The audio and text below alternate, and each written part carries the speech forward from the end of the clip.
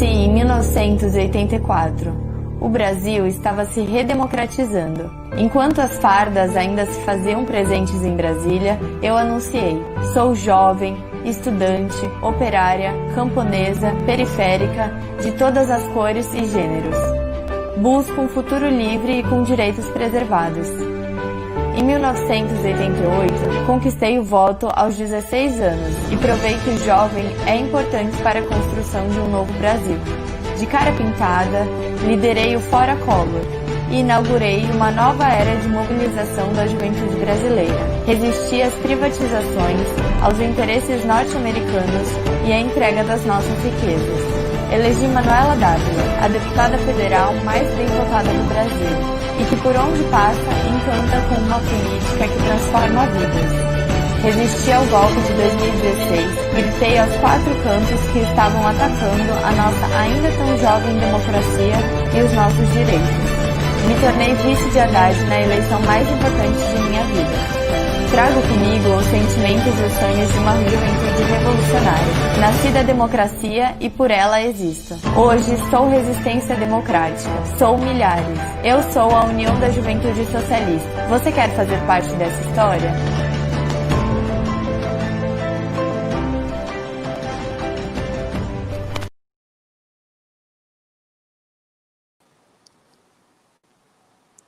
Oi, gente.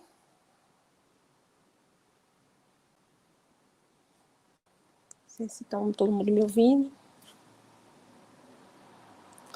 Olá, gente. Boa noite a todas e todos. Hoje nós vamos tratar sobre o tema aqui no 20º Congresso da União da Juventude Socialista, o tema sobre cultura, a cultura nacional popular e a ameaça neofascista. Eu me chamo Manu, sou diretora de cultura da UNE e coordenadora geral do Circuito Universitário de Cultura e Arte da UNE. Queria aqui já apresentar para vocês esse time de peso que vai tratar sobre esse tema hoje. A gente vai contar com a participação do Manuel Rangel, que ele é cineasta e ex-presidente da Ancine. Muito bem-vindo, Manuel. A Ana Peta, a atriz e criadora da série Unidade Básica e uma grande militante da cultura no nosso país. E o Negro F, que é presidente da Nação Hip Hop, que também são nossos parceiros. Sejam todos muito bem-vindos e bem-vindas. O Congresso da UJS Nacional ele ocorre esse ano, né, de forma remota, né, de forma diferente. A gente teve que dar uma pausa nas ruas, mas a gente continua na luta e a gente está ousando, né, ocupar as redes, e esse congresso aqui mostra que quando a gente quer, a gente consegue. E a gente está mobilizando aí, tratando sobre vários temas, já foram tratados aqui no congresso. Várias personalidades passaram por aqui, o Flávio Dino, a Manuela Dávila, o Marcelo Freixo, diversos nomes passaram pelo nosso congresso para mostrar como é importante debater os rumos do nosso país. E é com essa força que a gente realiza esse congresso tão glorioso, tão importante para a juventude brasileira. Quero agradecer a todo mundo que está aqui, que entrou, que topou participar. Quero agradecer aos debatedores, dizer que é uma enorme alegria e satisfação da UJS ter pessoas tão qualificadas para falar sobre a cultura brasileira, um tema muito importante, porque falar de cultura é falar da história do nosso país. E a cultura, a gente está vendo que não é uma prioridade nesse governo, e o governo Bolsonaro mostra isso, total despreparo em relação ao tema. Então, a gente precisa falar para ele como é que a gente quer, né? Qual é a cultura que a gente quer. A gente vai debater um pouco disso hoje, né? Os desafios e os rumos da cultura. Para iniciar, eu queria explicar algumas coisas para vocês logo. Primeiro é que cada debatedor vai ter de 15 a 20 minutos para fazer sua exposição. A galera que está entrando, gente, já está aqui na descrição do vídeo a lista de presença, a ata de presença. Não deixem de colocar a ata de presença, de assinar a ata de presença, para que a gente saiba que você participou e ouviu o debate junto com a gente. Também queria falar aqui sobre a nossa campanha, né, das redes sociais, no momento da nossa campanha, aqui está o QR Code, aqui do lado da tela, no momento de pandemia, muitas famílias e muitas pessoas estão precisando da nossa solidariedade. Então, ajudem, doem, participem dessa campanha junto com a gente. Sigam a UJS nas redes sociais. Sigam também as minhas redes sociais. Meu Instagram é Manu_UEP. Siga o Instagram, também as redes sociais dos nossos convidados. E também participem do nosso debate. As perguntas, gente, são feitas por e-mail. Tem gente que fica perguntando no chat e às vezes a gente não consegue ver. Então, o e-mail já está aqui na descrição do nosso vídeo. O Manuel Rangel entrou. Muito bem-vinda, Manuel. A gente já iniciou. E as perguntas, como eu estava dizendo, são feitas por e-mail. Então, gente, já fiquem prestando atenção aí no debate, já para fazer suas perguntas. A gente vai ler aqui após o fim da exposição, já abrir para as perguntas. Poste nas redes sociais que está acontecendo esse nosso debate de hoje. Oi? Madalena Bosco. O nosso debate de hoje, que é tão importante e que a gente consiga sair daqui com novos conceitos e com novas lutas sobre a cultura brasileira. Para não me alongar muito, eu já queria aqui agradecer a cada debatedor que topou esse desafio que a UJS está trazendo, que é falar sobre cultura, que é falar sobre o futuro do país, desse congresso tão grandioso. Quero agradecer a cada um que topou com a gente. Também quero agradecer ao time de intérpretes, porque a gente entende também que a gente precisa incluir todas as pessoas no debate. Muito obrigada a todas e todos. A gente já vai iniciar. Qualquer dúvida é só enviar por e-mail, que está aqui na descrição. E o último convite, antes de iniciar o debate, é para você que está assistindo esse vídeo, que não é filiado ao JS ainda, ou que já é filiado e não se recadastrou, venha conhecer a União da Juventude Socialista. Nós somos a juventude que ousa sonhar e ousa mudar a história do nosso país, com essa esperança e essa força. Não é nenhum governo que vai nos calar e vai acabar com a nossa voz. Então, conheçam o JS e venham se filiar para que a gente consiga juntos e juntas construir um Brasil diferente, um socialismo com a nossa cara. Nosso Brasil que é diverso, de dimensões continentais, mas que tem muita gente que quer lutar e construir um Brasil melhor, e a gente vai nessa juntos. Então, para iniciar, eu já quero passar aqui para o Negro F, que é presidente da Nação Hip Hop. É com você. Eu só queria perguntar se a Ana queria começar, porque a gente estava até conversando disso em offline. Se quer começar, ou Ana, eu posso começar sem problema? Começa você. Sim. Não, então beleza, então. Primeiro, boa noite e agradecer essa grande e maravilhosa entidade que eu, na minha juventude, fiz parte e dei as minhas contribuições no momento ainda que poucos partidos e movimentos discutiam a periferia, né? Mandar um grande abraço também para os demais debatedores, a Ana e o Manuel, dizer que estamos juntos nessa luta, nessa construção, né? Eu queria deixar uma saudação aqui, porque essa semana o Covid aqui em Belo Horizonte fez uma vítima, um grande rapper MC, Eduardo Cash, do Grupo Arizona, e tem mais de 70 mil pessoas que estão sendo vítimas dessa doença, né? E esse povo preto, pobre e favelado desse país, que ainda sofre os requisitos da escravidão e são mortos pela ausência do Estado, né? E aí esse governo que de alguma forma não chega nas periferias e não dialoga e não está pensando política pública no âmbito geral para as comunidades. E aí eu queria começar a falar para onde eu venho, né? Eu venho de uma comunidade que é o Alto Veracruz, que ela, por sua vez, nasce de uma efervescência cultural muito grande, e desde a sua fundação na década de 80, a gente vem trabalhando com cultura. Então, aquela comunidade que, por sua vez, foi uma primeira ocupação e que se organizou a partir do teatro, da música, das culturas e das rodas, se transformou hoje numa comunidade de 40 mil habitantes, e essa comunidade, por sua vez, me inspirou e fez ser a pessoa que eu sou hoje. Agradecer a saudosa Dana Valdete e a todos os guerreiros que passaram por lá. Hoje eu resido na comunidade Pedreira Padre Lopes, que é região norte, e que, por sua vez, eu tenho a oportunidade de estar aqui, e é uma comunidade mãe da cidade. Belo Horizonte, ela foi construída a partir de uma mineração, e essa mineração, todas as pedras fundamentais foram tiradas aqui dessa comunidade, e hoje eu resido aqui, casei, moro com Nádia Rodrigues, que é uma grande companheira, e ela me contou essas histórias todas, e eu tenho essa felicidade de estar nessa comunidade que é um berço de Belo Horizonte, né, desse povo. E aí acho que a partir daí, como é que foi as minhas conexões com o Alto Veracruz e todas as comunidades. Eu venho conectando e trabalhando desde os meus 17 anos, não só no Alto Veracruz, mas buscando ampliar essas ações nas minhas andanças, com o grafite, com o hip hop, né? Tenho uma formação e uma vivência não só acadêmica também, então sou formado como designer, hoje atuo como designer social e empreendedor cultural, e essa minha formação e o meu empreendedorismo faz com que eu dialogue com diversas comunidades, e hoje a gente tem uma boa conexão aqui em Minas Gerais, com várias lideranças comunitárias, agentes culturais, que a gente vem junto pensando nas periferias e tentando de alguma forma minimizar, principalmente agora, nesse momento de pandemia. Ô Manu, vou só pedir para me avisar quando estiver faltando um tempo, para mim não se alongando muito aqui. Mas vamos lá. E aí, a partir daí, hoje eu lidero um desafio que é pensar impacto social nas periferias a partir de uma iniciativa social chamada Design Thinking Social, que é de uma empresa chamada DTG Brasil, e ela está fazendo esse investimento e fazendo essa ação, porque ela acredita que as periferias têm uma efervescência cultural, e lá a gente tem buscado oportunizar ações de empreendedorismo e de ação para poder impactar a vida dessas comunidades positivamente. Então, hoje a gente tem um grupo de voluntários, até mesmo na atual conjuntura da pandemia. Estamos aqui também fazendo campanha de arrecadação, buscando fazer ações sociais para poder mudar a realidade aqui dos moradores das periferias e minimizar esses impactos aqui do Covid que tem sido. Assim.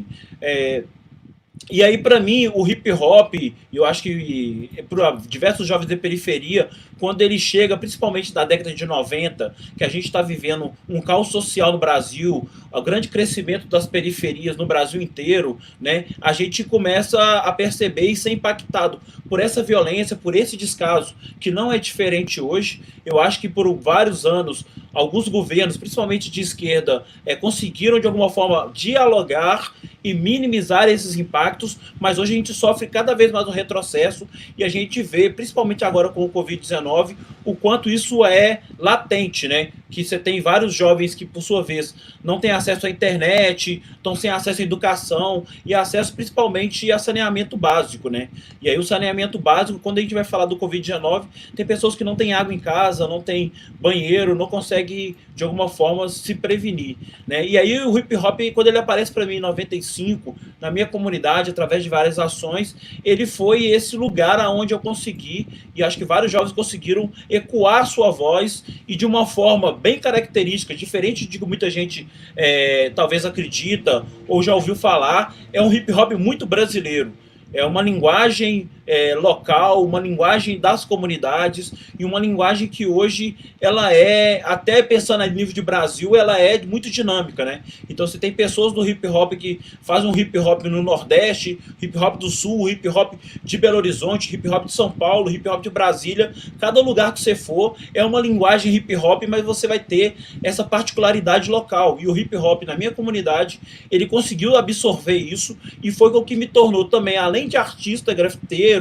Depois eu tive uma passagem cantando algum rap junto com o Renegado e diversos outros jovens da comunidade, mas ele conseguiu trazer a sua tonática brasileira e a sua fala, a sua oralidade, a sua composição, mesmo usando a referência das batidas eletrônicas, como isso no mundo inteiro faz, né? E a origem da nação hip hop Brasil, ela joga, para mim, acho que em 2005, um papel e joga também joga uma pedra fundamental na história do hip hop, porque a gente vinha de um acúmulo de fóruns sociais mundiais, e eu acho que isso é importante também frisar, o quanto os fóruns sociais mundiais jogaram um papel na conjuntura dos movimentos sociais, tanto aglutinando-os, mas também pensando em diversas divergências. A nação hip hop nasce dessa grande explosão de fóruns sociais mundiais, que a gente começa a conectar os atores, e a partir dali a gente cria um norte, que é estar na periferia, dialogar com a periferia e falar na linguagem do hip hop.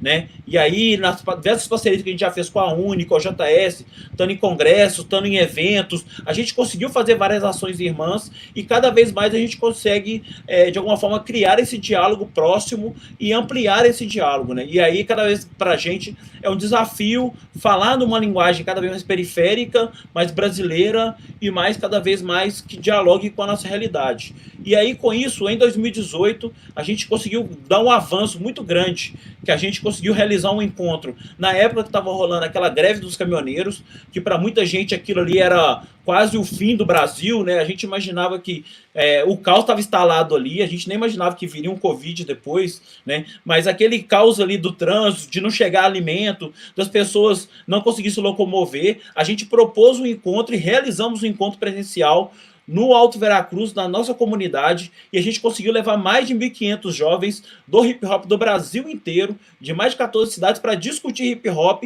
e pensar política pública.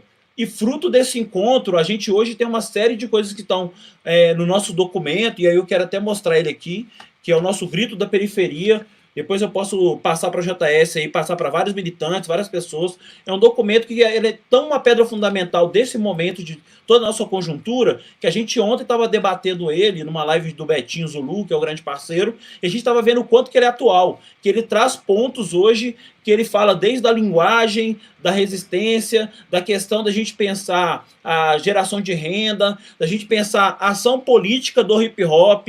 Então tem vários pontos que a gente traz nesse documento, e foi um documento construído a várias mãos, né? Então isso também que para a gente foi super bacana, da gente mergulhar durante 3 dias, durante um país que vivia um caos e conseguir olhar para dentro, mas ter um olhar também muito futurista e muito olhando a médio e longo prazo. Né? E aí, sobre o tema que a gente vem trazendo aqui, né, aí é de se perguntar assim, eu fiquei esses dias todos me perguntando assim, será que existe uma só cultura popular? Pensando em Brasil, né, quantas culturas populares que a gente está falando, de que lugares que a gente está falando, e principalmente como a gente tem um país continental, a gente vive tanto a cultura popular e a urbana, aonde elas se conectam, né? E aí eu posso talvez trazer o hip hop como um exemplo, que o hip hop consegue fazer essa conexão entre o popular e o urbano, né, mantendo a sua identidade, mas também trazendo uma contemporaneidade muito, muito grande. Né? E aí quando eu falo do hip hop, eu posso também dar o exemplo do funk, do próprio samba, né, que é uma cultura de resistência, mas o hip hop ele consegue ser essa cultura que de uma forma absorve o cotidiano, consegue ser popular. Então você vai ter Rapadura, que usam um rap que tem uma linguagem nordestina, você vai para o sul, você vai ter Negra Jaque, que também usa uma linguagem lá referente do sul, você vai ter Minas Gerais e diversos outros artistas que também usam dessa linguagem brasileira e popular para falar de uma forma urbana, contemporânea e falar de uma linguagem do nosso cotidiano. Né? E acho que é isso que é uma grande questão também super importante. Né? E quanto o hip hop também dialoga com essas culturas periféricas que estão aqui no nosso dia a dia. Né? E como que o hip hop, e aí na sua vária história, né, eu acho que um best-seller do hip hop nacional, posso talvez trazer o Sobrevivendo no Inferno, do Racionais MCs, que ele de alguma forma traz ali essa voz ativa dessa periferia, dessa cultura, desse cotidiano que se vivia naquele momento, mas que se a gente for mergulhar na biografia, nas letras, na música, no contexto, tem várias coisas que estão muito presentes, né?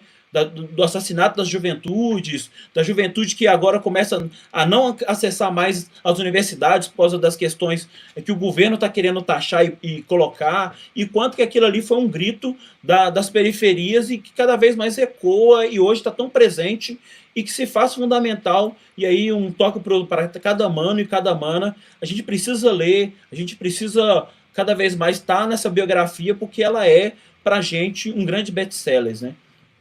E aí algumas coisas também que ficou me pensando aqui, que a gente precisa, talvez nós, aí eu estou falando nós, enquanto nação, enquanto JS, enquanto movimento, repensar e reaprender, né? Primeiro que como dialogar com os movimentos de base, porque, por sua vez, acho que a gente, principalmente essa live, né, ela acontece na internet, que é o que permite nesse momento, mas como que a gente está fazendo as conexões com outros jovens que de alguma forma não vão acessar essa live e que às vezes nem a rede social chega? Como que a gente faz com essa discussão? E eu acho que é uma missão aqui para cada um de nós, ver como que isso desdobra, chega para as pessoas, ou chega a essa reflexão, ou que as pessoas possam, de alguma forma, se sentir parte desse contexto. Outro ponto que, assim, e aí para a gente como que a gente está dialogando com os movimentos de identidade popular desse nosso país, né? Pensando no Brasil, que é um país tão continental, a gente vai ter as religiões de matriz africana que continuam sendo perseguidas e são perseguidas cada vez mais. Você tem o samba, que apesar da sua projeção de mídia, mas tem as rodas de samba que são man raiz e acontecem nas comunidades. Você tem os grupos de capoeira, né, que por sua vez sempre foram a tonática da resistência da população preta e periférica. Como que a gente está dialogando com eles? Como que a gente está aproximando? Né? A gente vai ter um outro exemplo que é agora, principalmente, tem vários jovens comunicadores das periferias, né, que estão talvez lá no seu celular, ou na sua mídia local, ou na sua comunidade se comunicando. Como que a gente está criando diálogo com eles e quais diálogos que a gente está criando? E aí, por sua vez, o hip hop e o funk. O hip hop, principalmente, a gente vive num momento auge de falar que tem vários artistas a nível nacional. Aqui de Belo Horizonte a gente tem o próprio Djonga, Flávio Renegado, Fabrício FBC, Clara Lima, que estão aí despontando. E qual é o diálogo que a gente está fazendo com esses artistas, ou com o próprio hip hop e com a juventude do funk, que a gente precisa também entender como que essa juventude está se dialogando através dos passinhos, através da música, através do seu comportamento, para a gente poder, de alguma forma, criar esses enfrentamentos aí no nosso dia a dia, né? Porque a gente precisa, talvez, acho que entender, é uma questão que eu tenho percebido muito nos últimos anos, porque as associações de bairro, os movimentos populares têm se minimizado nas comunidades. Né? Por sua vez, eu moro principalmente hoje na Pedreira, mas lá no Alto Veracruz, outro dia a gente fez um levantamento, é uma igreja por quarteirão. Né? Nada contra os evangélicos, acho que eles estão fazendo o movimento deles e tudo bem, estão cumprindo o papel deles, mas em contraponto nós estamos fazendo o nosso. Né? Nós estamos fazendo resistência para que os movimentos de comunidade não se fechem, as casas de hip hop não se fechem, as rodas de samba não deixem de existir. E aí a gente precisa ver que, por um outro lado, a gente tem um Estado que, de alguma forma, para ele é propício, principalmente esse momento da pandemia, porque é a hora que a gente está desarticulado, é a hora que a gente não se encontra, é a hora que a gente não se fala presencialmente das nossas realidades. A gente sabe que a nossa vivência ela é muito do dia a dia, ali do cotidiano, e principalmente do hip hop, que ela é muito griot, né? A gente agora tem feito contando várias histórias e reescrevendo a nossa história, mas ainda ela é muito griot, ela é do dia a dia, né? Então as rodas de MC, os encontros de grafite, as rodas de break, os encontros de DJ, eles são lugares onde que a gente faz ali o nosso dia a dia. E por sua vez, a gente está olhando para esses lugares e pensando numa estratégia de como pensar investimento, de como pensar manutenção e tal. E aí, por último, eu queria talvez trazer exemplo que a gente precisa fortalecer em todos os municípios, e aí acho que a gente pode aproveitar agora a Lei Aldir Blanc para poder pincelar nisso, que é os espaços de participação popular. As prefeituras vão ter uma autonomia de orientar e às vezes até decidir para onde vai esses recursos, e aí cabe a nós a pensar de que forma a gente está participando desses espaços de participação. Aqui em Belo Horizonte, principalmente, está se reabrindo agora o COMUC, que é a Comissão Municipal de Cultura. A gente faz um enfrentamento aqui, estamos presentes mensalmente no Fórum Municipal do Hip Hop. E é uma lei do município que se garante esses espaços de participação da cultura, seja ele através da cultura urbana, popular, social e tudo mais. A gente precisa estar ali discutindo esses espaços. E, por sua vez, esses espaços são minimizados porque não se tem investimento, não se tem recurso, e aí muitas das vezes é de uma participação voluntária e autônoma, mas a gente precisa discutir com o poder público de como fortalecer esses espaços e como, de alguma forma, a gente garantir essa salvaguarda dos direitos. E é o direito que de manter um centro cultural aberto, de manter as rodas e encontros populares na ativa, porque a gente sabe que ainda pós-Covid a gente há de sofrer várias mazelas, e principalmente a cultura popular é uma das que mais vai sofrer, porque a gente gosta de estar junto, a gente gosta de se aglutinar, a gente gosta de fazer movimento, e é nesse momento, nessa estratégia que a gente precisa muito pensar de como manter a salvaguarda viva dos nossos movimentos. Agradecer demais, estamos juntos, vamos que vamos, uma só nação, é nóis. Muito obrigada, Negro F. Vocês são parceiros da gente, né? Historicamente falando. E eu gostei muito quando você fala que a cultura, né? Principalmente o hip hop, vai sofrer muito no pós-pandemia. E é verdade, a gente costuma falar que a cultura foi o primeiro setor a ser atingido pela pandemia, a parar tudo, né? E um dos últimos a serem assistidos. E a Lei Aldir Blanc também, a gente fala que é uma grande vitória da cultura brasileira. Foi um grande exemplo de frente ampla. Vários deputados de vários partidos votando sim pela cultura. Então, que importante que a gente que faz movimento de base, movimento de bairros, que a gente consiga mesmo entender e ficar por dentro. A gente quer transparência nesses repasses para que os artistas eles sejam assistidos, né? A cultura e a arte, ela precisa de ajuda. A gente sempre fala, se a arte salva, quem salva os artistas? Eu acho que a gente tem essa grande missão, esse papel de entender que é dever do Estado dar assistência a esses profissionais. E queria agradecer e queria falar duas coisas que eu não falei no início, gente. Muito importante, o certificado vai ficar disponível aqui na descrição do vídeo ao fim do debate, ao fim da exposição. Então, fica ligado para entrar e conseguir o certificado. E a tag, gente, usem a tag #Cultura Popular no Twitter, em todas as redes sociais, para que as pessoas saibam que esse debate está acontecendo. Aproveita e já segue o Twitter da JS Brasil e já procura a gente por lá. Queria agradecer novamente a você, Negro F, e já queria passar a palavra para o Manuel Rangel, para que ele consiga abrilhantar aqui o nosso debate, que está incrível.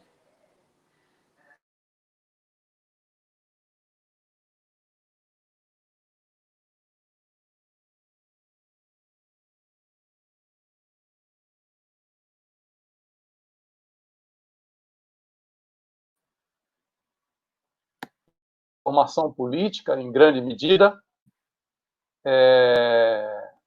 Estão me ouvindo, né? Beleza. O JS foi uma escola de vida, uma escola de política, lugar onde também eu aprendi melhor o Brasil, a realidade do nosso povo. Portanto, é uma enorme alegria estar aqui com vocês nesse congresso. Como o Negro F disse, o Brasil não tem uma única cultura. A nossa cultura popular abarca um conjunto de manifestações, um conjunto de linguagens,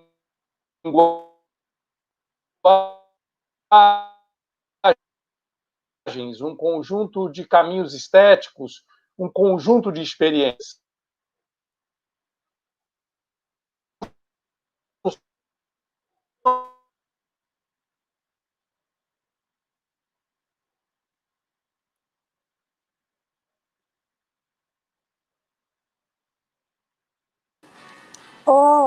Manuel, a gente tá travando um pouco. Não sei se trava todo mundo aí, pelo menos aqui tá travando um pouco. Não sei se seria interessante vocês entrar e sair e entrar novamente.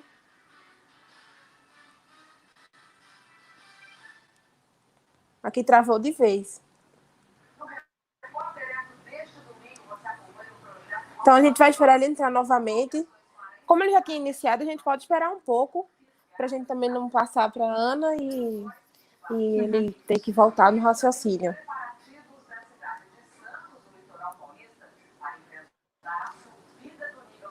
Ó, voltou. Tá entrando. Resquícios de um congresso online, é isso. A gente vai vivendo e aprendendo. Estamos esperando.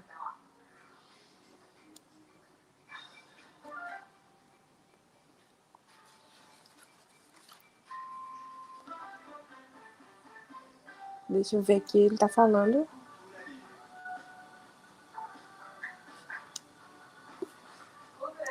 Acho que ele teve algum problema. Então, já ele tinha começado a falar, mas aí enquanto ele resolve, pra gente não prolongar muito, quer saber se eu podia passar pra tu, Ana. Se já tu podia dar contribuição, porque aí quando ele resolver, ele volta, e aí volta já com o mesmo raciocínio. Queria já passar para você, queria agradecer novamente, dizer que você sempre topa, né, quando a gente convida, quando a gente chama, é uma grande parceira da nossa organização, e que a gente fica muito feliz de ter você aqui nesse debate. Eu que estou feliz de estar aqui, obrigada, Manu. É um prazer estar aqui com o Negro F, uma honra. A Isabela, que está aí fazendo a tradução, agora ela vai traduzir o nome dela, vamos ver. E eu queria dizer o seguinte, eu estava olhando aqui no chat e estou vendo o pessoal, cada estado se apresentando, então...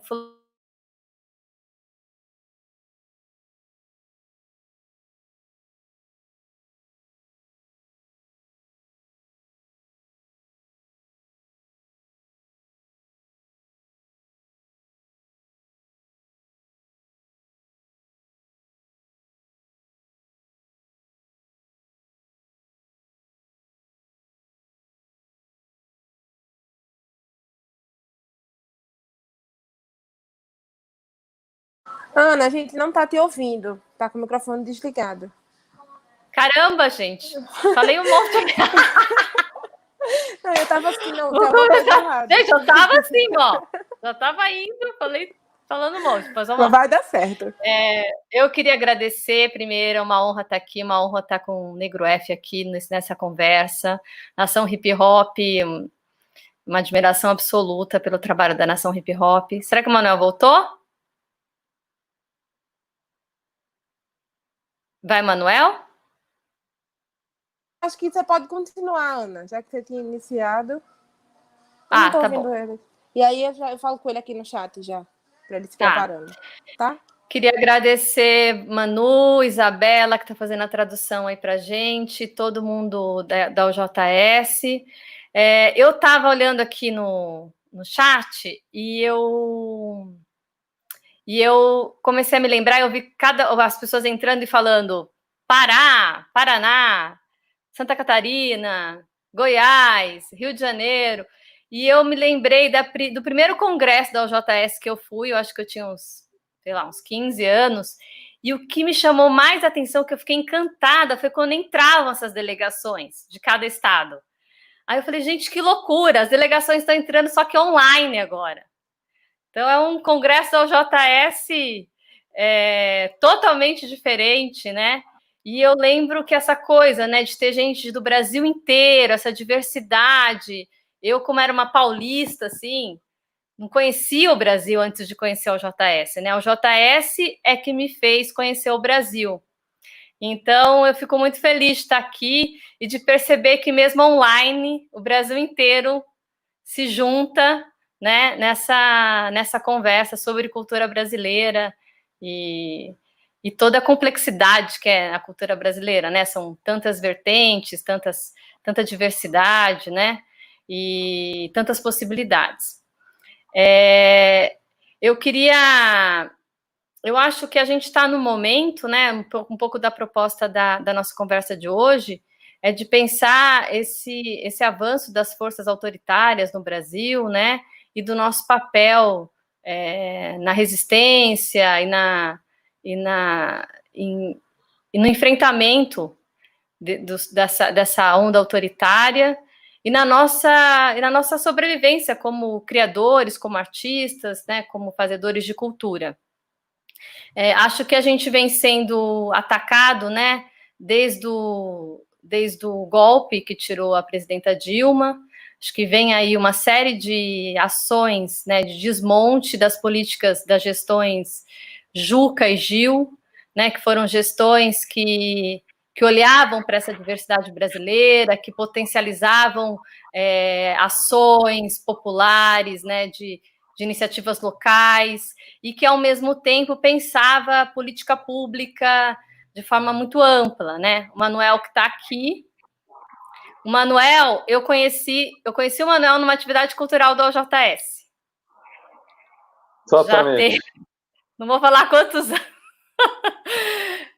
mas faz bastante tempo. Eu conheci o Manuel numa atividade... Eram muito jovens, né, Tininha? Eram muito jovens. Mas uma atividade cultural da OJS, e depois o Manuel, quando o Lula é eleito presidente do Brasil, o Manuel vai para Brasília, começa a assumir uma série de funções e se torna presidente da Ancine, e é a pessoa que lidera no audiovisual uma verdadeira revolução que foi feita pensando políticas públicas, pensando leis de regulamentação e que atingem diretamente todo mundo que faz audiovisual no Brasil, né? Eu, por exemplo, faço uma série de TV que só existe porque houve uma lei da TV paga que regulamentou, que obrigou as TVs por assinatura a terem programação nacional, e que tinha um fundo setorial que possibilitou a produção, enfim, uma série de políticas que o Manuel liderou nessa área do audiovisual e que em outras áreas outras pessoas lideraram para construir uma política pública de cultura para o Brasil, que vem sendo desmontada desde o golpe que tirou a presidenta Dilma, e que agora chegou no seu auge, assim, com o fim do Ministério da Cultura, com uma desarticulação total e absoluta, e que coloca toda a nossa... todas as pessoas que pensam cultura, né, que produzem cultura dos mais diversos lugares, numa situação muito difícil, né, porque a gente era uma construção muito potente e de muitos anos e com uma visão muito democrática e muito ampla do fazer cultural. Acho que isso não é à toa, né, acho que quando a gente pensa nessas forças autoritárias, no fascismo, a gente imagina o quanto os artistas e os produtores culturais e quem faz cultura nas cidades, nas periferias, no interior do Brasil, irritam essas pessoas que odeiam a democracia, né? Eu fico pensando assim, porque tem uma coisa no autoritarismo, assim, que eles querem segurar, que eles querem prender, que eles querem dominar, que eles querem controlar, e a arte, a cultura é uma coisa meio que vai escapando, porque quando você fala de arte, você fala de uma força, né, de uma potência que não é só racional, né, que é do corpo, com a dança, que envolve as sensações, os sentimentos, que envolve poesia, metáfora. Então, na ditadura militar, por exemplo, eram comuns artistas fazerem pegadinhas para os censores, porque os censores não conseguiam entender as metáforas. Então, eles censuravam uma coisa, outra coisa escapava, porque eles nem entendiam aquilo, porque a poesia fala por outros caminhos, né? Então, a arte é essa possibilidade humana de se comunicar, de se expressar de muitas formas, e que sempre dá um jeito de permanecer viva e de escapar nas brechas, né? A força da cultura negra no Brasil é uma coisa impressionante, assim, com tudo que ela sofreu, tanto que ela foi atacada e como ela vive, pulsa e se recria, né, com várias linguagens diferentes e possibilidades diferentes, né, o hip hop, que acho que é a grande novidade da cultura popular nos últimos anos no Brasil, que vem com a força da fala da periferia, né, com o lugar de fala, né, totalmente autêntico e forte. Então, eu acho que, apesar dessa onda toda, desse desmonte, de todo esse ataque que a gente vem sofrendo, eu acho que a gente resiste porque é da nossa natureza essa resistência, né? A criatividade, a criação, a expressão. E quando eu penso qual seria a nossa tarefa para esse momento que está tão difícil, porque além de tudo isso veio a pandemia, e a pandemia paralisa a gente de uma forma muito violenta, né? Porque a gente não pode exercer as nossas funções, a gente não pode estar em contato com o público, né? Como o Negro F falou, quer dizer, a cultura popular se faz do encontro, né? Da reunião das pessoas juntas, né? Criando juntas. O isolamento, tudo isso fica muito difícil, e eu acho que é um momento da gente se juntar como estamos agora, né? Nos fortalecer, pensar no futuro, pensar em ações que possam ajudar as pessoas a sobreviverem nesse momento, né, como é a lei emergencial de relatoria da deputada Jandira Fegali, pensar ações coletivas que possam ser feitas para que as pessoas possam sobreviver, porque a gente sabe que os artistas estão num momento dificílimo, né, da vida, da sobrevivência mesmo, né, porque não tem trabalho, as pessoas não têm contrato, não tem nem lei trabalhista para se apegar, porque as pessoas vivem do trabalho, do projeto, do show, da apresentação, daquela bilheteria, daquela apresentação, daquele momento, e com a pandemia isso tudo acabou.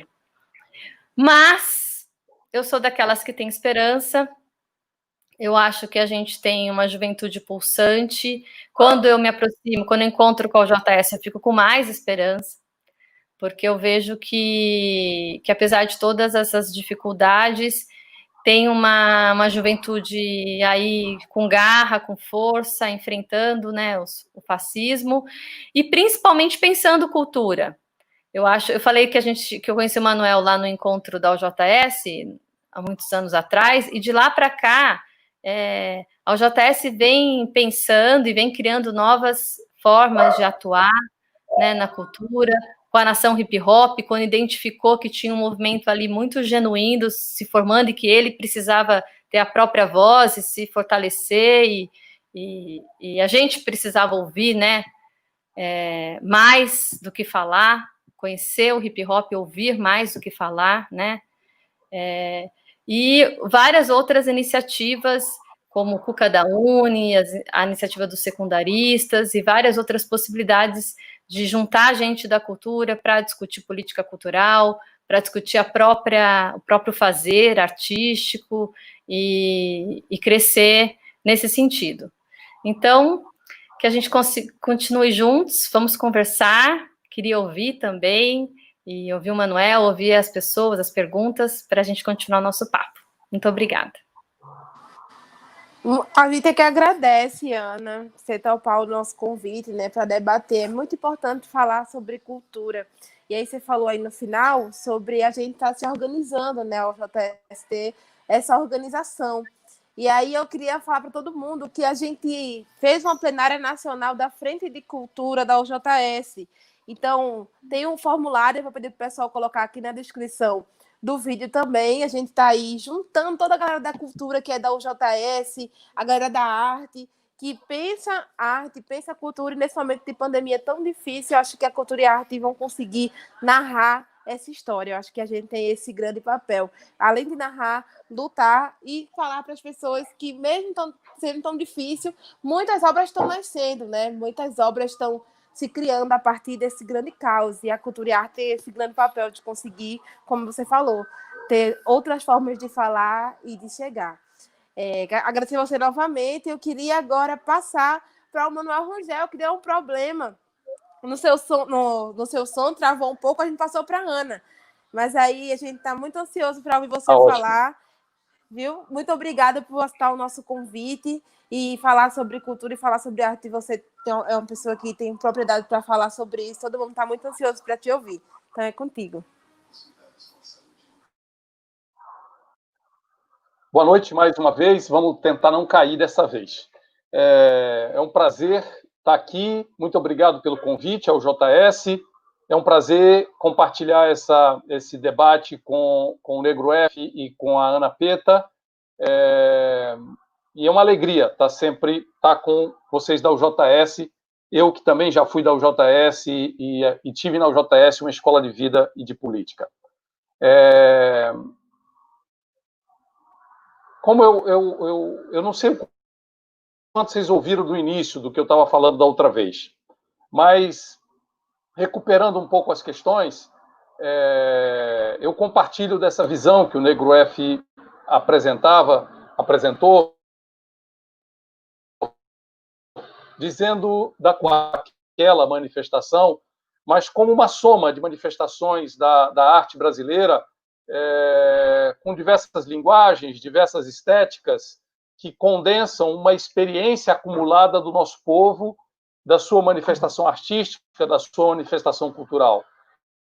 E isso tem a ver com um longo processo de formação do Brasil enquanto nação, enquanto sociedade, de formação do nosso povo como povo brasileiro, adquirindo essa identidade de povo brasileiro, e um conjunto de movimentos artísticos e culturais que, ao longo de 200 anos, foram forjando uma visão, uma mentalidade, uma ideia de Brasil contraditória, é verdade, porque no meio dela visões dos mais diversos tipos, as contradições de classe, as contradições de visões de caminho para essa nação, de caminho para esse país, aqueles que tinham uma perspectiva mais entreguista, outros que tinham uma perspectiva de afirmação das cores locais e da nacionalidade, mas movimentos artísticos diversos que na literatura, na música, no teatro, no cinema, nas artes plásticas, na moda, ou seja, nas diversas características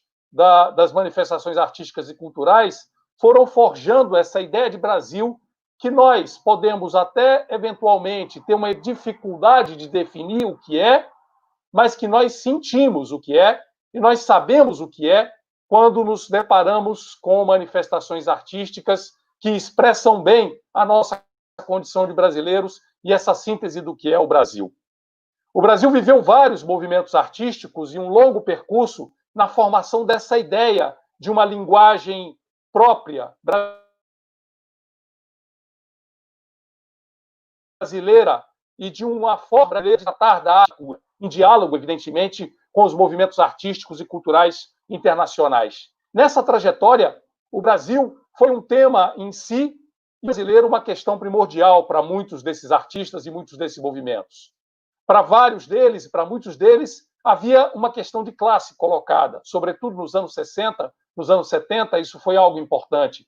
Para outros, bastou encontrar um certo sotaque, um certo olhar que nos distingue, apenas como parte do caleidoscópio que a arte oferece.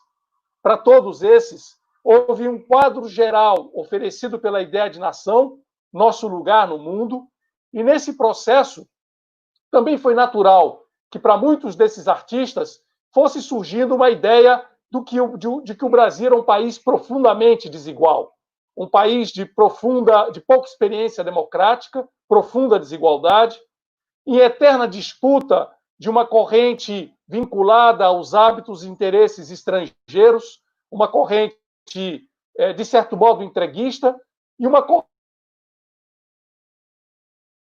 corrente mais nacionalista de muitos matizes. E dentre essas várias correntes, também houve aqueles que, nessa corrente universalista, produziram suas obras sem ter como horizonte a questão do Brasil ou a vida nacional.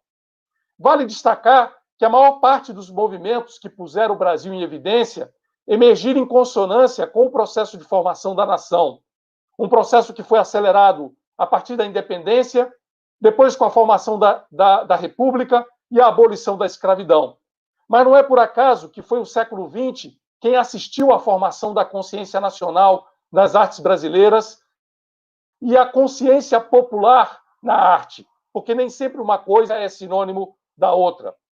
E que foi no decorrer do século XX que se impôs uma busca de uma forma brasileira específica para as várias linguagens na música, na literatura, no cinema, no teatro, procurando encontrar o modo próprio do Brasil nesse ambiente, deixando o Brasil de ser apenas uma questão temática, deixando de ser apenas uma questão de conteúdo da produção artística, mas passando o Brasil a também ser uma questão de linguagem.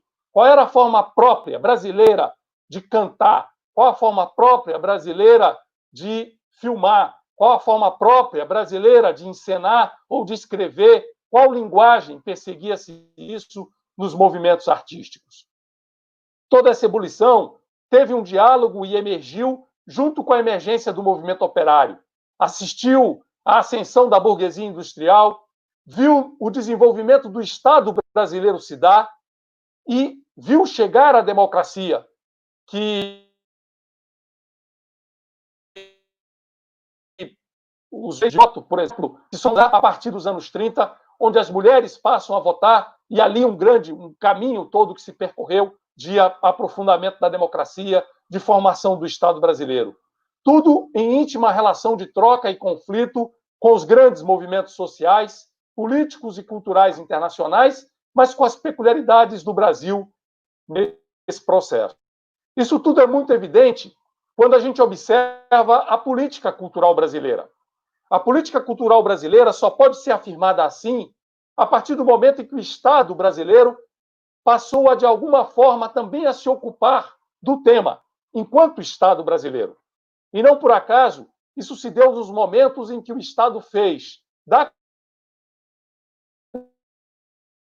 construção e da afirmação do Brasil um projeto. E é nesse momento que floresceram políticas nacionais de cultura dignas desse nome. Na história do Brasil, nós tivemos 3 grandes momentos para se chamar de grandes momentos da política cultural brasileira. A gestão Capanema, nos anos 30, ainda no governo Vargas, os planos nacionais de cultura durante a gestão Jarbas Passarinho e Ney Braga, durante a ditadura militar, e a gestão Gilberto Gil e Juca Ferreira, durante os governos Lula e Dilma. Esses foram os 3 grandes momentos de política cultural no Brasil. Momentos que nos legaram as grandes instituições estatais da cultura, como o IFAM, a Funarte, a Casa de Rui Barbosa, a Ancine e outras várias, a Fundação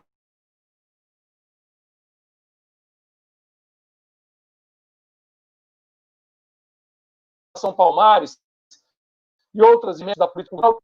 Não é possível. Voltei. Achei que ia cair, mas estou aqui, não é isso? Foram períodos de prevalências de projetos de nação, esses períodos. Claro que essas políticas elas foram alimentadas pela inquietude e pela força criadora dos nossos artistas, em colisão ou em diálogo com estas, em colisão ou em diálogo com o próprio Estado, com os próprios governantes, mas, ao mesmo tempo, pela força das mudanças sociais ocorridas na sociedade brasileira. Que é a arte e na cultura. Arte e cultura não é algo desconectado dos grandes movimentos que o país vive, que a sociedade vive.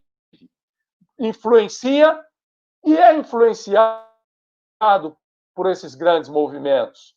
Assim como os movimentos são influenciados pela produção artística e cultural.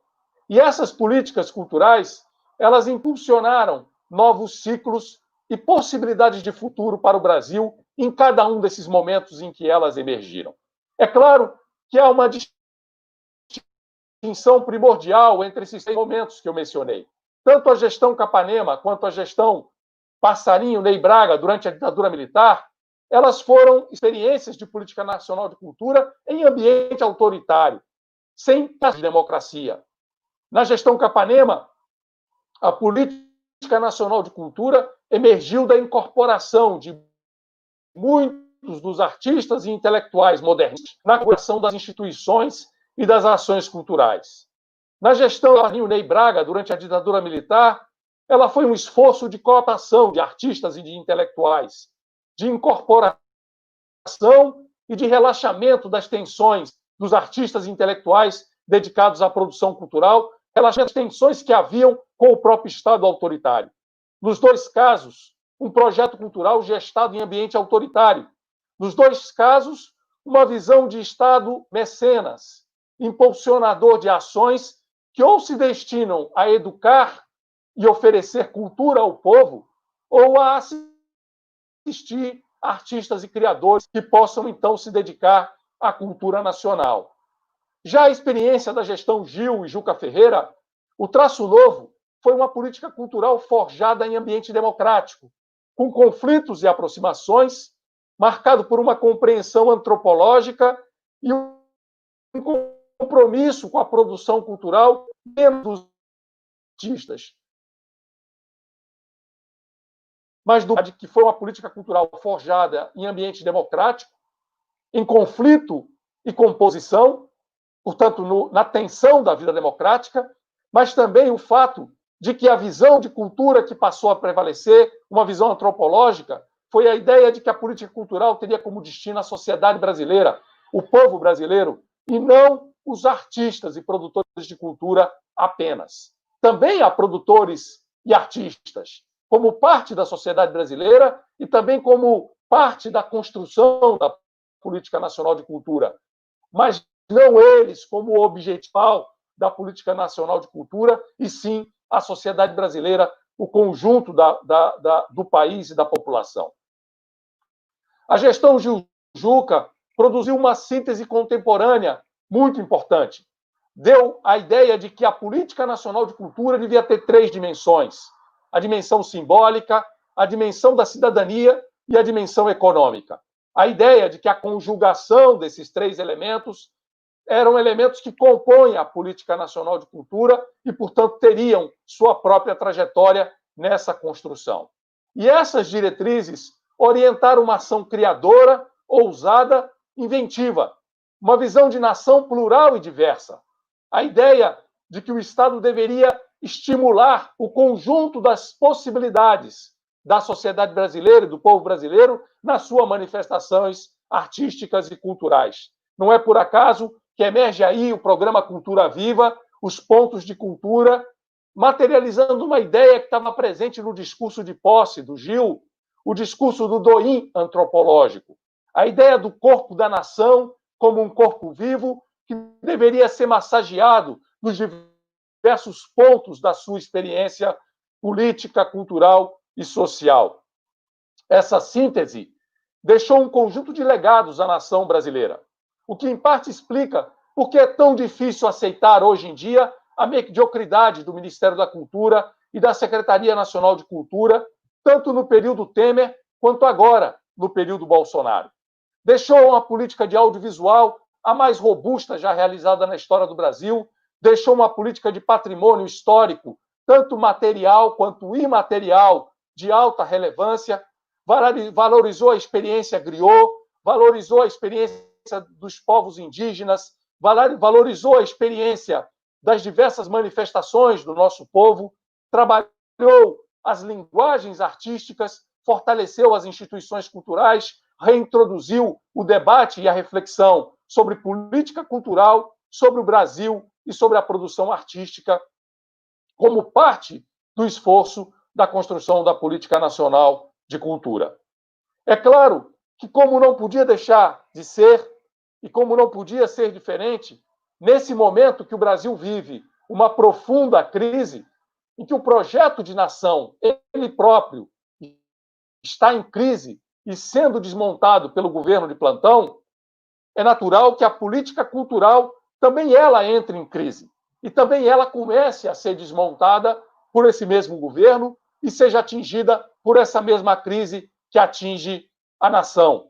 E, com isso, sofrem as instituições federais de cultura, sofrem as políticas de cultura nacionais e se desarmam um conjunto de instrumentos que antes estiveram à disposição da sociedade brasileira e que estimularam o momento rico da produção cultural e artística brasileira.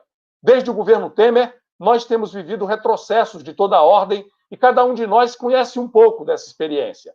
A liberdade de expressão e o respeito à criação, à pluralidade, à diversidade, questões que pareciam consagradas com a redemocratização e com a Constituição de 88, voltaram a ser um desafio, algo pelo qual se precisa lutar no nosso cotidiano. Os encarregados da gestão cultural, atônitos, amedrontados, flertam abertamente com o fascismo e com a censura, endossando de forma velada, muitas vezes, e desde o governo Temer, os ataques que as artes têm sofrido. Hoje, no governo Bolsonaro, flertam abertamente, ainda que existam contradições. O financiamento à cultura desapareceu e voltou a prevalecer, como na década de 90, o financiamento via incentivo fiscal a cargo do marketing das empresas de um país em profunda crise econômica, onde, portanto, não há lucro para gerar imposto de renda que gere um incentivo fiscal que possa abastecer o financiamento à produção artística e cultural. E mais grave, os gestores federais de cultura abriram mão da ideia força de uma política cultural engajada no desenvolvimento do Brasil.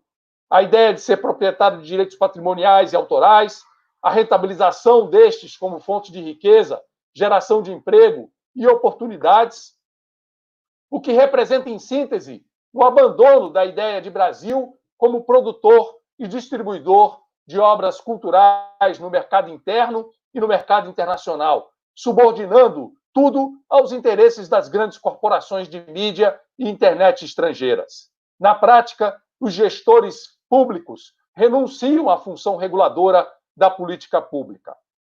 A ideia da produção cultural em toda parte, valorizando as experiências locais, artísticas e criadoras, de artistas e de criadores, foi abandonada. E há, em especial, uma ameaça a século de acúmulos da humanidade em direção ao conhecimento. O que se projeta nos terrenos da educação e da cultura é uma época de trevas. Por um lado, destruição. Por outro, a semeadura das piores práticas entre os que aí estão. Mas o Brasil tem uma enorme força humana e material. A trajetória da nossa produção artística e cultural demonstra isso. Nunca dependeu dos governos e do Estado para emergir. Ao contrário, na maior parte do tempo, na maior parte da nossa trajetória, essa produção artística e cultural ela foi subversiva, transgressora, criminalizada, como o samba foi, como o rap foi, como o funk foi e é. E ao contrário daquilo que se imagina, apesar de toda essa criminalização, essa manifestação artística sempre soube emergir, sempre soube se impor. E sempre soube trazer consigo a experiência das comunidades de brasileiros que as acolheram e as desenvolveram. Experiências que, como essas que eu mencionei, muitas vezes nascem na periferia das cidades, entre os pobres, em sua maioria negros, e que constituíram historicamente fator de empoderamento dos oprimidos na realidade brasileira. De fato, o melhor do Brasil são os brasileiros. O pior, a nossa elite, inculta, cruel e descomprometida com a nação.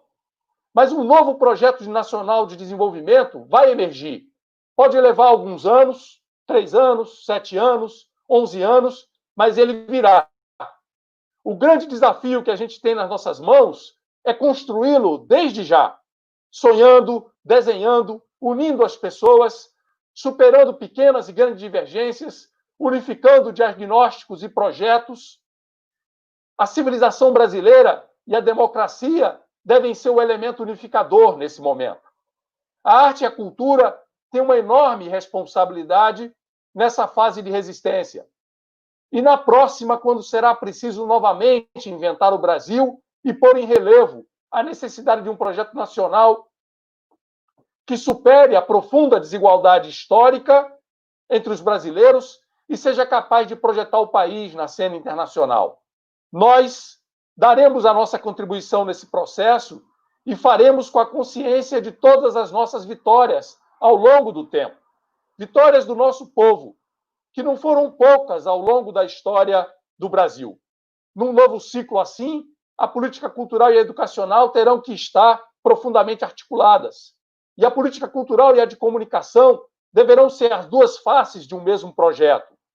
E elas deverão orientar-se por potencializar a criatividade e o talento dos brasileiros, por reduzir as desigualdades, por promover ampla circulação da criação artística e cultural por todo o país, por tornar a criação e a produção artística uma opção real de trabalho e geração de emprego, renda, de riquezas, enfim.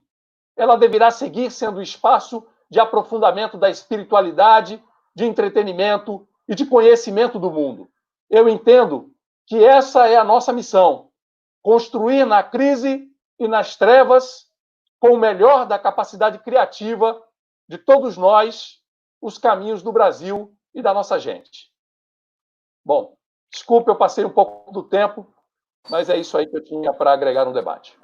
Sem problemas, foi incrível, incrível, assim, a gente está acompanhando aqui o pessoal comentando que o debate está incrível, você, em poucos minutos, conseguiu, de maneira incrível, meio que resumir a história da cultura brasileira e tudo que está acontecendo, né?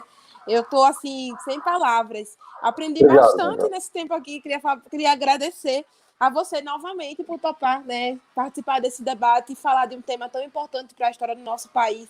que é a cultura brasileira. Como eu tinha falado antes, gente, a gente abriu as perguntas assim que as exposições elas foram feitas e já chegou o primeiro bloco. Aí, o que é que eu vou fazer? Eu vou ler as 3 primeiras perguntas e passo para vocês. Aí vocês, entre si, aí dialogam para responder as perguntas e a gente vê se faz outro bloco para que a gente consiga tirar a dúvida de todo mundo. A primeira pergunta é do Valdo, da UJS Ilhéus, na Bahia. Como aprimorar nossa cultura em meio à era digital? E qual o conselho que os palestrantes têm a dar para os jovens que estão começando a ser mediativistas? A segunda pergunta é anônima. Existe uma contradição entre a identidade nacional e a diversidade cultural? Qual síntese possível para esse paradoxo? Pergunta 3. Até que ponto a indústria cultural é prejudicial na produção de arte popular autêntica? Essa pergunta 3 foi do Rafael Leal. Então, as 3 perguntas aí, eu vou estar aí no chat também. Perguntinhas que são bem complicadas, né? O pessoal só vendo aí já dá um outro debate para conseguir, mas está aí com vocês, para a gente conseguir responder o pessoal. Essas 3 perguntas já fariam um outro debate de mais 2, 3 horas aqui tranquilamente. Mas vamos lá. Eu acho que uma questão que talvez que está se perguntando é sobre essa questão da indústria cultural. Ela, de alguma forma, a indústria cultural ela pode ser parceira e pode colaborar, né, até mesmo para a amplificação da cultura popular no país. Né? O Brasil ele produz muita cultura, ele tem uma diversidade muito grande, e eu acho que a indústria, a partir da hora que ela não quer só extrair daquilo para ter um benefício de lucro, ela pode ajudar a diversidade. Né? Eu acho que o hip hop hoje ele chega para suas grandes comunidades, hoje está na classe média, você vai ter emissoras de televisão consumindo e produzindo hip hop. O que a gente tem que começar a dialogar é o quanto disso do PIB tem impactado e vai voltar para a gente. Porque, por um lado, a gente produz um conceito, a gente produz uma cultura, a gente faz uma criação de uma identidade, e de alguma forma a gente produz um conhecimento, e a indústria ela pode utilizar e deve utilizar, mas ela tem que, de alguma forma, pensar a contrapartida com nós que estamos aqui criadores, né, que estamos aqui produzindo no dia a dia. E eu acho isso com todas as culturas, por um lado. Porque, infelizmente, não é a realidade. A gente vive num país capitalista, vive num mundo que depende do capital. A indústria ela tem que ser parceira, né? Ela tem que entender que a gente estamos aqui num mundo que precisamos, infelizmente, do dinheiro para poder fazer as coisas girarem e para dar visibilidade, para ganhar capilaridade, para poder fazer junto, né? Uma outra coisa que eu queria, talvez, deixar também quando se pergunta como os mídias ativistas podem colaborar. Eu acho que todo mundo que está aí de alguma forma hoje surfando nessa onda de ser influenciador, de alguma forma contaminar outras pessoas, ela pode ganhar um grande papel a partir da hora que a pessoa conta a sua realidade local, né? Porque muitas das vezes a gente hoje se discute muito global, principalmente a galera, os influencers falam muito do global, mas pô, eu sei que com certeza todo mundo tem uma tiazinha que costura, tem um cara que produz arte da sua comunidade, você conhece o irmão, alguém, ajude a amplificar essa voz. Eu acho que os mídia ativistas eles podem ajudar a amplificar essas vozes e principalmente acho que eles podem contribuir muito e devem contribuir com esse processo até agora, porque a gente está num momento que ele depende muito do digital e a gente também pode trocar para pensar como o digital e o offline, vamos assim dizer, podem conversar e contribuir muito, né? Eu acho que é por aí. Manuel saiu daqui? Não. Eu acho que o Manuel saiu. A Manu também? Eu ia pedir para ela ler a pergunta. Eu acho que sim. Peraí, a Manu tá aí. Manu! Oi. Aqui, problemas técnicos. Leio. Lê de novo essa pergunta sobre os mídia ativistas. Só um minuto. Só para ver se eu entendi. Pronto. Tá aí? Quer que eu leio aqui? Tá fácil aqui. Tá fácil. Qual o conselho que os palestrantes têm para dar para os jovens que estão começando a ser mídia ativistas? Isso que o Negro F falou. Eu acho que tem aquela coisa, aquela frase que é quando eu falo da minha aldeia, eu falo do mundo, né? Eu acho que isso é uma coisa muito bacana da gente pensar quando está começando a produzir, enfim, pela internet ou fora da internet, mas que às vezes a nossa realidade local diz muita coisa sobre o mundo todo, né? Às vezes na realidade micro, ali pequena, você encontra uma representação maior.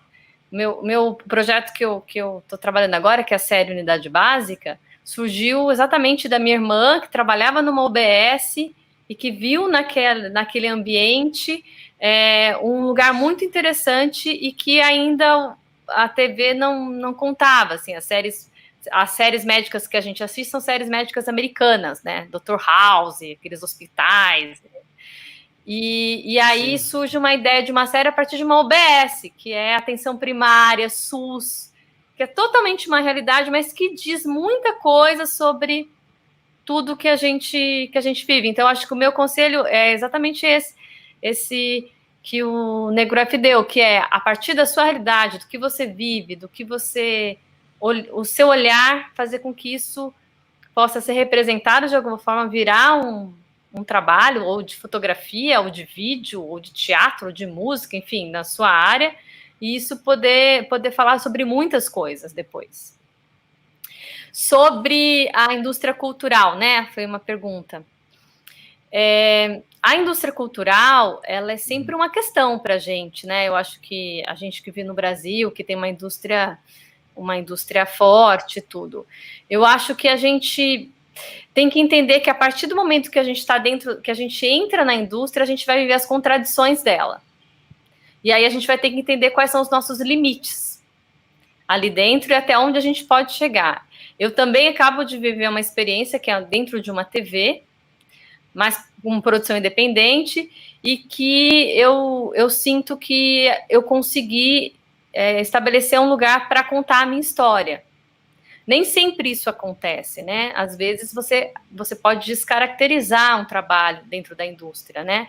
Mas eu acho que são as contradições um pouco da nossa realidade cultural, e acho que a gente precisa, em determinados momentos, trabalhar dentro dessa contradição. Em outros, não. Em outros, quando você faz um trabalho fora da indústria, você pode fazer um trabalho onde você não tem que dialogar com determinadas questões e tal. Você pode fazer só aquilo que você realmente planejou, né? Mas quando você está dentro da indústria, você acaba tendo que dialogar com outros personagens aí. Agora o Manuel podia responder esse da diversidade e da cultura nacional. Como é que é, Tininha? Você podia responder a questão sobre a diversidade e cultura nacional, não é essa a pergunta que ficou? Isso. Vocês podem repetir. Deixa eu ver se eu tenho a pergunta aqui. Eu não tenho porque eu caí. Pode repetir para mim? Posso, sim. Aqui. Achou? Veja só. Isso que aparentemente é uma contradição entre identidade nacional e diversidade cultural, ela só é uma contradição. É claro que existem contradições, mas contradições que não são antagônicas, nem irreconciliáveis. Na formação da identidade nacional no Brasil, o que nós temos são múltiplas manifestações culturais, múltiplos traços de expressões artísticas e culturais brasileiras que, amalgamadas, elas forjam uma ideia de Brasil, aquilo que a gente chama de identidade nacional. Já não é como quando você vai estudar a nossa música, a música popular brasileira, e quando você vai estudar as várias manifestações musicais, o funk, o rap, mesmo o sertanejo, e todas as outras, o rock, você vai encontrar nelas múltiplas influências uns dos outros sobre aquilo que está sendo feito. Você vai ter artistas mais puristas, com uma batida mais inequívoca e purista no sentido de vinculação a uma determinada estética, uma determinada forma de manifestação musical, mas, ao mesmo tempo, você vai saber que esse artista teve um profundo diálogo com outras manifestações, ainda que na sua opção ele se expresse daquela forma, naquela linguagem. Assim como você vai encontrar outras músicas nos vários gêneros musicais brasileiros, onde você consegue perceber a influência de vários estilos musicais diferentes condensados. Portanto, quando se fala de identidade nacional e diversidade cultural, a relação é mais ou menos essa. Você consegue ter o amálgama de tudo que nos constitui enquanto brasileiros e cultura brasileira, ao mesmo tempo preservando a diversidade cultural do Brasil. Quem tem dificuldade de levar um raciocínio mais dialético tende a ver antagonismo entre diversidade cultural e identidade e tende a falar em identidades nacionais, pulverizando a ideia de Brasil dentro de uma ideia de múltiplas identidades que, na prática, nega a existência de uma identidade enquanto povo, enquanto nação. Ocorre que a riqueza é exatamente o contrário. É você processar, dentro de uma perspectiva dialética, a capacidade de se identificar como povo, de se reconhecer como povo e, ao mesmo tempo, carregar toda a diversidade, toda a multiplicidade do que é ser brasileiro. Eu, particularmente, me sinto grato de ser tributário de experiências tão ricas de povos que formaram o povo brasileiro, que fazem com que eu sinta em mim as várias possibilidades e me reconheça nessas várias possibilidades, ao mesmo tempo sabendo que a única coisa que me marca e me define é essa condição, a única é um exagero, mas eu estou dizendo, nesse território das identidades, que me define, aquilo que eu sinto como meu lugar é essa condição de brasileiro. Mas sinto como todas as outras possibilidades se manifestam em mim.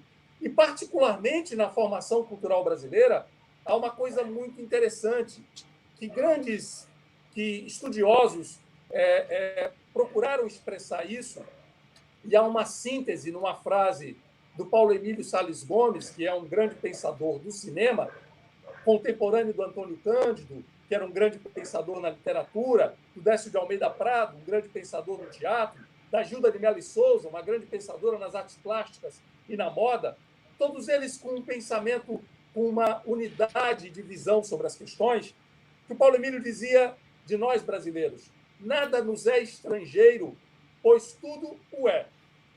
Eu gosto muito dessa frase porque ela, de alguma maneira, sintetiza a ideia antropofágica da nossa condição brasileira, a ideia que os modernistas cunharam com muita força, de que nós nos reconhecemos na carga geral do acumulado pela humanidade e nos reconhecemos naquilo que vem de fora, porque rapidamente nós deglutimos isso, reprocessamos e, digamos assim, damos a cor brasileira a essa produção, transformando isso em algo próprio nosso e muito rico da nossa própria experiência. Então, é assim que eu vejo essa relação entre identidade nacional e diversidade cultural. Tem um momento, porque eu acho que o Gil resolveu muito essa questão na gestão dele, assim, né? O Gil trouxe essa coisa da diversidade e a cultura brasileira, né? Como coisas, como o Manuel falou, como coisas que estão juntas, né? A diversidade como uma característica da cultura brasileira. E quando eu era do Cuca da Uni, a gente fez um encontro com o Gil e o Carlinhos Lira, do CPC.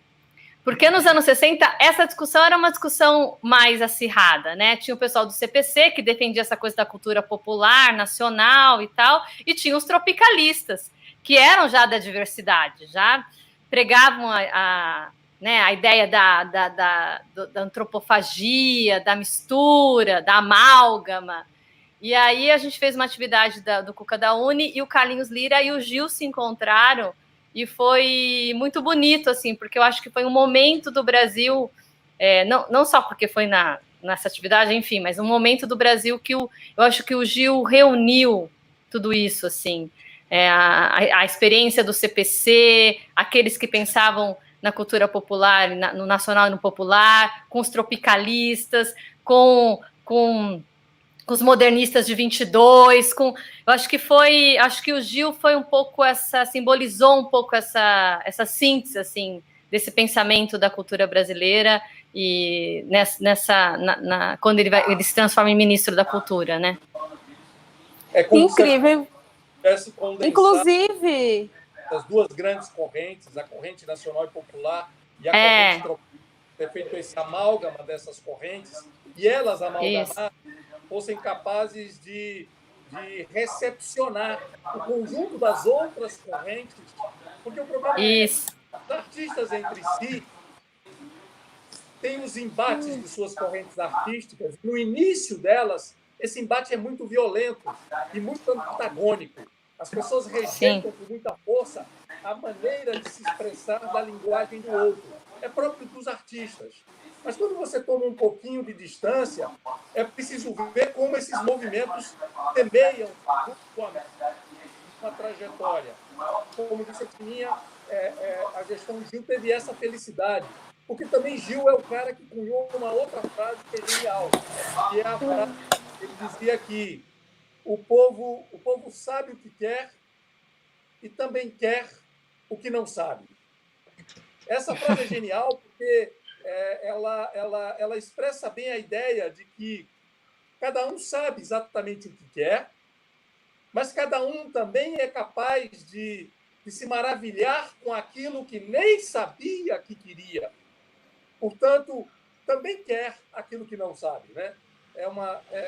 E foi algo que, digamos assim, norteou a construção da Política Nacional de Cultura nos governos Lula e Dilma, que é também uma das razões pelas quais a gente sente com tanta dureza esse momento que a gente está vivendo hoje, né? Porque nós estamos vivendo o pior momento, talvez, da relação do Estado com a cultura, da relação de governos com a arte, depois de ter vivido o melhor momento, que foi a gestão Gil e Juca. Então, é como ir de 8 a 80 num espaço de tempo que é um nada, né? Porque foram 4 anos, 3 anos, o espaço de tempo que nos separa desse bom momento para esse momento de fundo do poço que a gente está aqui. Mas isso, de poço, de novo, repito, falando do Estado e dos governos. Porque nas ruas, na periferia, nas cidades, no campo, em toda parte, a cultura está pulsando. E num grau de conflito com tudo isso que está aí, que será também um ingrediente importante das transformações e de uma retomada de caminho. Porque se há um setor que não admitiu aquilo que é o governo Bolsonaro, é o setor das artes, da cultura, porque vê o governo Bolsonaro como uma ameaça. A própria existência da pluralidade, inclusive dos antagonismos que existem no campo da cultura. Porque esse governo não respeita nada no campo da cultura. Basta ver o que eles fizeram com a própria Regina Duarte. Destruíram a atriz em praça pública, né? Não que ela não tenha dado a contribuição dela, mas independente dela ter dado a contribuição dela, foram, no mínimo, profundamente deselegantes no trato com ela. Né? É isso. Vocês estavam falando do Gil, eu me recordei que a última Bienal da Uni, né, a gente homenageou ele. O tema era um reencontro com o Brasil. E ele que tanto modificou e mudou a história da cultura brasileira, a gente sempre precisa citá-lo. A gente já está mais de 1 hora aqui de live. Eu queria dar alguns avisos para a galera que está assistindo. Gente, quem ainda não assinou a ata de presença, corre aqui na descrição do vídeo e assina para a gente saber que vocês participaram. Continuem subindo aí a hashtag Cultura Popular no Twitter e nas redes sociais para que as pessoas consigam saber que está acontecendo essa aula. Essa aula /debate, que para mim é uma grande aula, estou aprendendo muito aqui. Como todo mundo que está assistindo, eu tenho certeza que está aprendendo também. Como a gente já está há um tempo, todo mundo está aí nessas agendas cansadas, a gente vai fazer assim. Eu vou ler aqui o segundo bloco de perguntas, que já está no chat, e aí vocês respondem, cada um responde, e já faz suas considerações finais, porque a gente caminha para o encerramento. Lembrando, gente, que o link do certificado vai ficar aqui disponível na descrição do vídeo também. Quem está assistindo não perde a oportunidade, certificado sempre é bom, né? A gente que é estudante, que eu diga. Então, eu vou ler aqui o segundo bloco, gente. A pergunta 4, né, é da Elma. O que fazer para que a população periférica ocupe os espaços culturais existentes que muitas vezes se encontram ausentes de usuários, principalmente nas oficinas oferecidas? Pergunta 5. Olá, sou Adriano, sou presidente da UJS Maricá, no Rio de Janeiro, e faço rodas culturais em Maricá, no RJ, ARC1. No atual cenário do avanço da necropolítica, como fazedor de cultura... Travou aqui. Aí ela caiu. Gente, só um minuto que ela já volta, tá? Ok.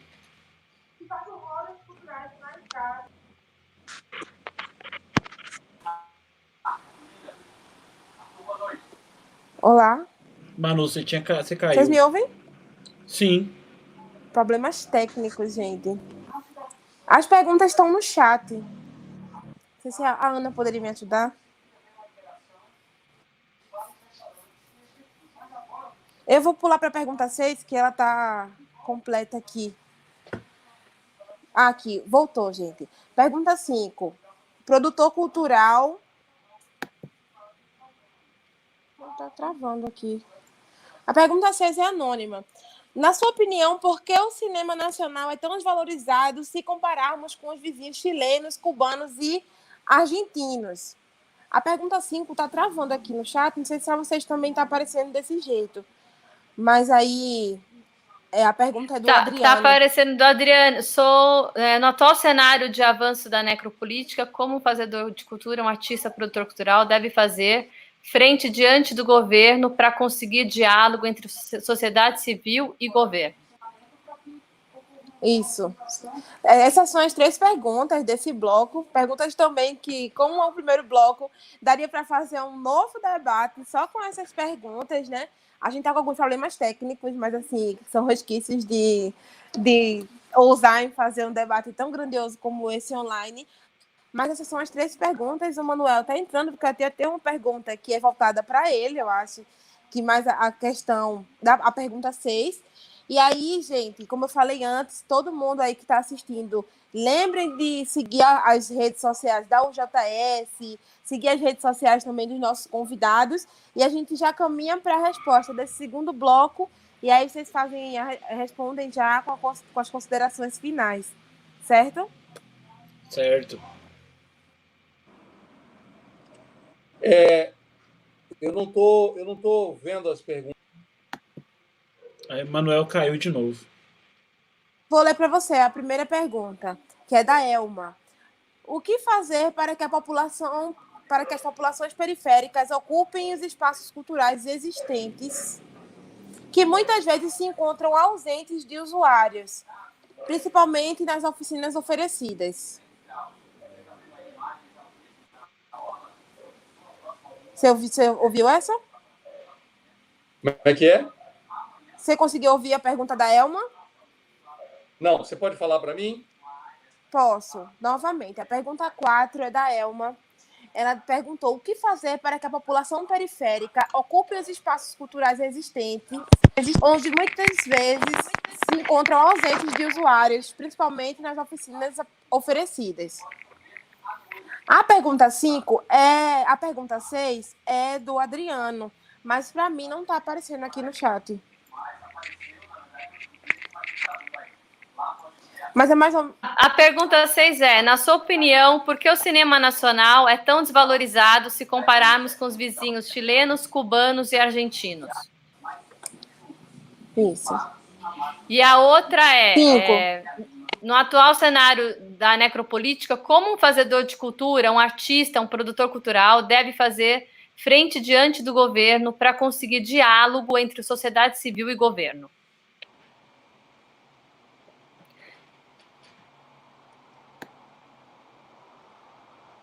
Gente, e aí? A gente tava. O Fred ia responder.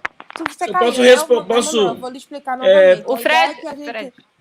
posso a começar ideia é que a gente, respondendo? nesse segundo bloco, responda as perguntas, vou reenviar aqui no chat e já faça as considerações finais. Aí a gente estava ouvindo Tá bom. a contribuição do Fred. Tá, então Tá vamos bom. lá. Eu acho que, sobre a pergunta da Elba, acho que é Do uma coisa Nego Lessa. seguinte. Eu acho que é importante, talvez, as pessoas entenderem, porque muitas das vezes a gente, da cultura, das artes, temos que entender que a gente precisa se reinventar. Na minha comunidade, por exemplo, nos projetos que eu acompanho aqui em Belo Horizonte, as pessoas têm procurado se reinventar e pensar formas de ir até as pessoas, né? Eu acho que diferente do serviço de saúde, diferente de alguns outros serviços públicos, que as pessoas vão até o serviço porque estão sentindo uma dor ou porque estão precisando se alimentar, a cultura a gente precisa fazer aquela velha frase, e aí onde o povo está. Então a gente do hip hop, a gente tem feito ocupações culturais de rua, a gente tem levado oficinas e atividades para esses espaços, e a gente sabe que muitas das vezes a participação das pessoas do cotidiano, ali no dia a dia, às vezes é uma incógnita, porque principalmente nas periferias, as pessoas estão às vezes também trabalhando jornadas triplas, né? Então, como que eu vou cobrar, por exemplo, de um jovem que estuda de manhã, trabalha de tarde e faz um bico à noite, que ele participe de uma reunião ou de uma oficina cultural? Né? Então, a cultura, infelizmente, no nosso país, né, pela falta de investimento e por várias questões que estão acontecendo, principalmente no atual contexto, ela é vista como sub da sub e não se tem investimento. Né? E aí eu acho que a gente que somos os agentes culturais, a gente que, por um lado, conseguiu de uma forma se organizar e consegue ser um gestor cultural, a gente precisa pensar formas de levar a cultura até as pessoas. Né? Então eu fiquei hoje à tarde pensando e estou me refletindo aqui agora. Por exemplo, a gente poderia ter colocado essa live num telão, numa praça pública, numa comunidade, ou às vezes num prédio de uma ocupação cultural, tentar de alguma forma fazer com que esse debate, que principalmente é um debate de 1h30, estivesse chegando para mais pessoas. O porquê não tá exibindo numa TV aberta? E talvez eu vou dar uma outra questão aqui, né? O Manuel, talvez, como teve no setor da cultura, ele pode falar. Agora, com a transição do sinal digital em todas as comunidades, em todas as cidades brasileiras, né, que a gente passou aí nos últimos tempos, todas as prefeituras têm os canais de cidadania abertos e muitas prefeituras não estão usando. Então, essa conversa que a gente está fazendo aqui agora poderia estar sendo transmitida para uma TV aberta da sua prefeitura, da sua cidade, da sua localidade. E aí, de que forma a gente está fiscalizando isso para que isso aconteça, né? Então, por exemplo, você tem as plataformas aí da Câmara Municipal, do Senado, da Justiça. Por que os debates populares também não passam nesses lugares? Né? Por que os debates públicos também não têm um espaço ali de amplificação? Como é que a gente está ocupando as rádios comunitárias para poder amplificar essas vozes e tudo mais? E aí acho que a gente também vive essas contradições de uma forma também de não ocupar esses lugares, de não abrir esses debates para amplificar ainda mais esses diálogos, né?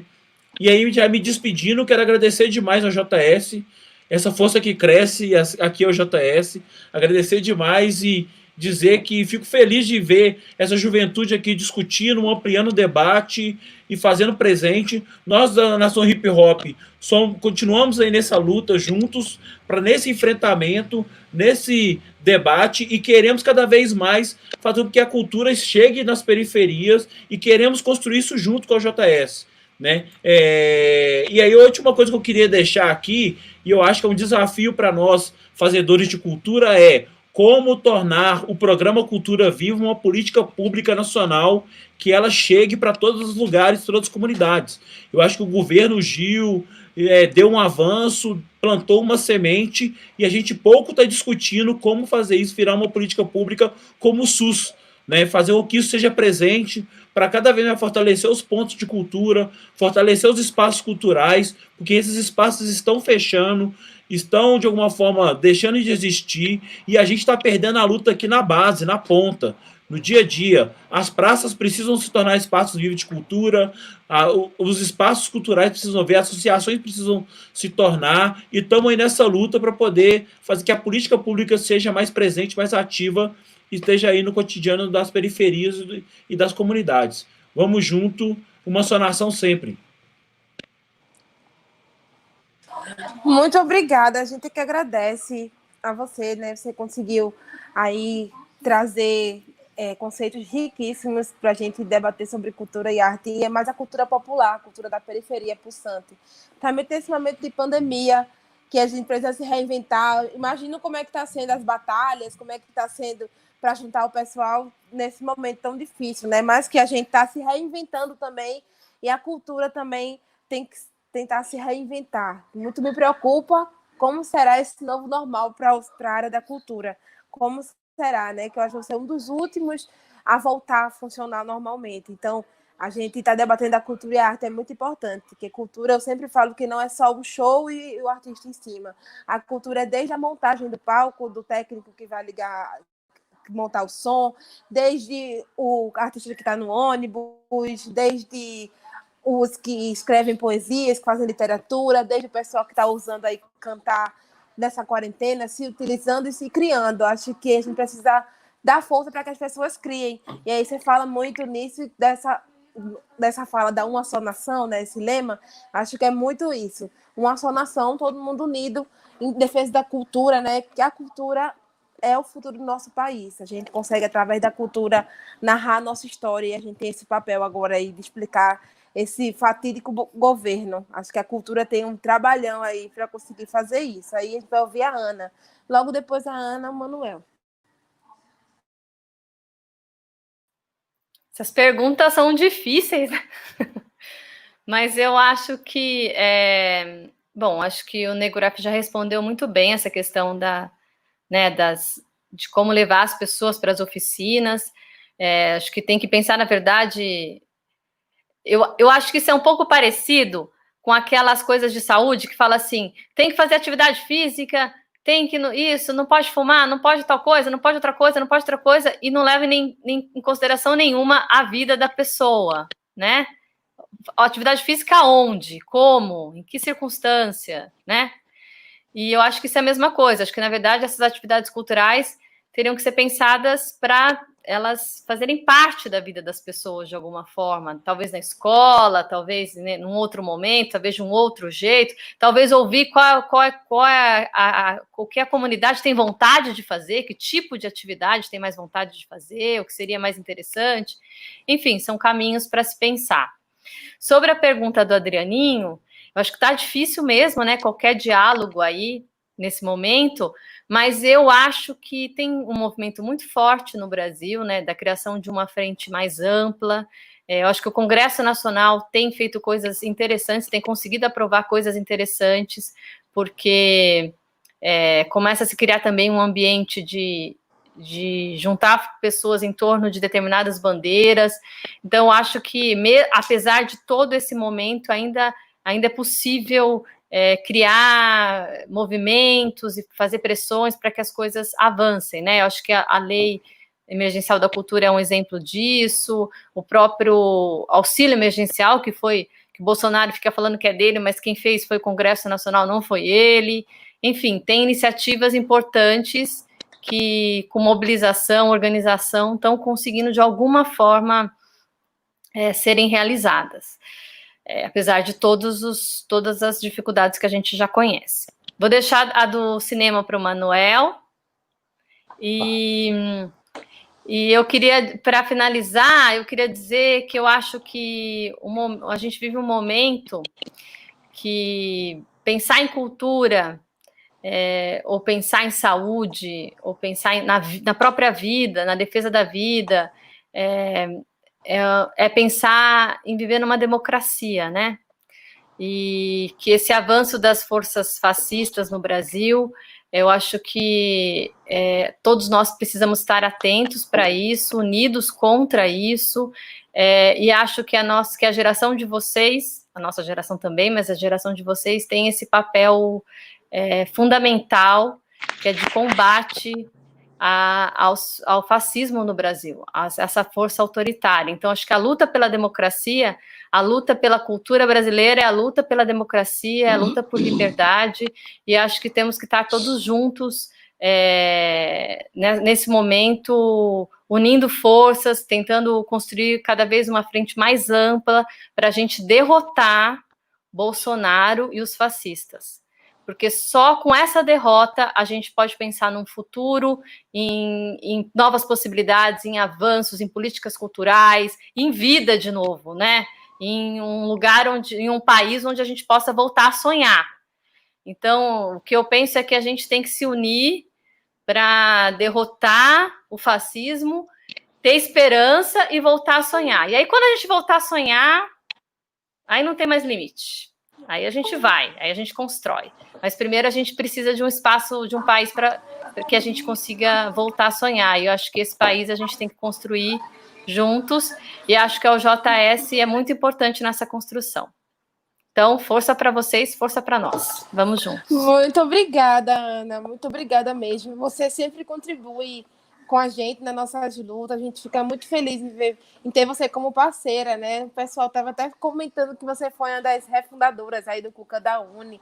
E, assim, muito me alegra ver e conhecer pessoas que trabalham com a cultura e com a arte há tanto tempo e saber que tem uma nova geração que está animadíssima, e pronta e preparada para defender a cultura e a arte do nosso país. A JS está se organizando, como eu disse, na frente de cultura, e a gente tem um time incrível de todos os estados do nosso país para debater cultura, debater arte em momentos tão complicados como esse, posterior a esse. Então, a gente agradece muito que o seu legado ainda existe e consegue chegar em outras pessoas.